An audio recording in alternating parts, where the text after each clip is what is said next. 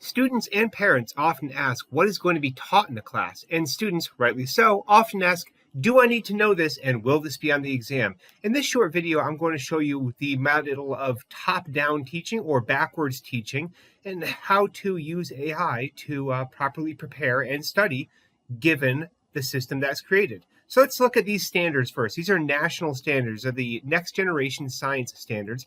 And in order for a class to really be, well, accreditable, you have to be teaching certain ones of these standards. So you have to at least say that everything is pointing towards a national standard, unless you're in Florida, of course, where, well, continued Florida will happen. So these are some of the life sciences standards, constructing an explanation based on evidence for how the structure of DNA determines the structure of proteins, which carry out the essential functions of life through systems of specialized cells. Well, that's a lot, and that's kind of vague. So where am I going to teach that, and how am I going to teach that? Well, looking at my forensics class, we have that same objective coming through in the blood, ballistics, and arson unit. This is what's called a curriculum map, and this is necessary for me to explain to my superiors and to their superiors what is being taught in my forensics class. So this is being taken off of the trendy science teacher bundle. So she has a bunch of different slides and such, and well, what is going to be taught, she has which objectives are going to be taught. So HSLS 1-1, that means the standard that I had just read to you. But that is meaningless towards your average student or parent. So let's go one step deeper. And this is where I've constructed an objectives set. So here we are in that unit with HSLS 1-1, kind of saying what it is, the really wordy explanation. Well, how am I going to teach it? Well, what I'm going to use is students will relate blood types to proteins and heritability.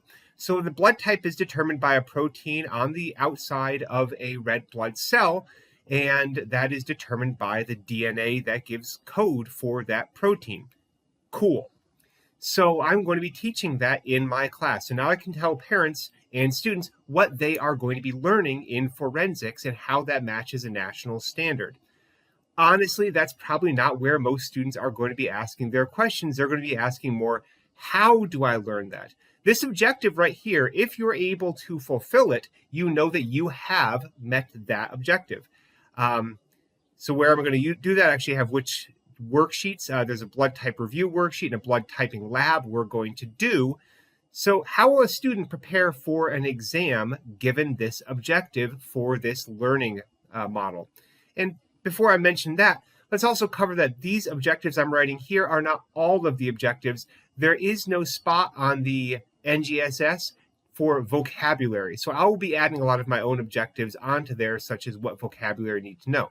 So how can a student use a learning objective to prepare for a test? Well, that's where AI comes in.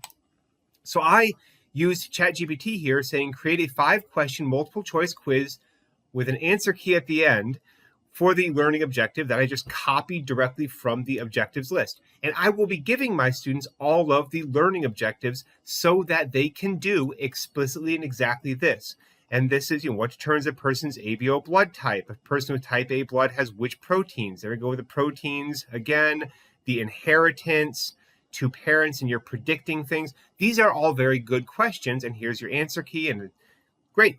So a limitation to this is that the quiz may use different terminology because ChatGPT will be drawing from different sources than I will be drawing from. So that's a moment where you take a moment and look back to see, is this something we actually learned in class or not? But this is a relevant way for students to prepare for a quiz. And to be honest, it's also a relevant way for teachers to prepare and make a quiz, although teachers should be absolutely honest with the students if they intend to use ChatGPT in quiz and exam generation.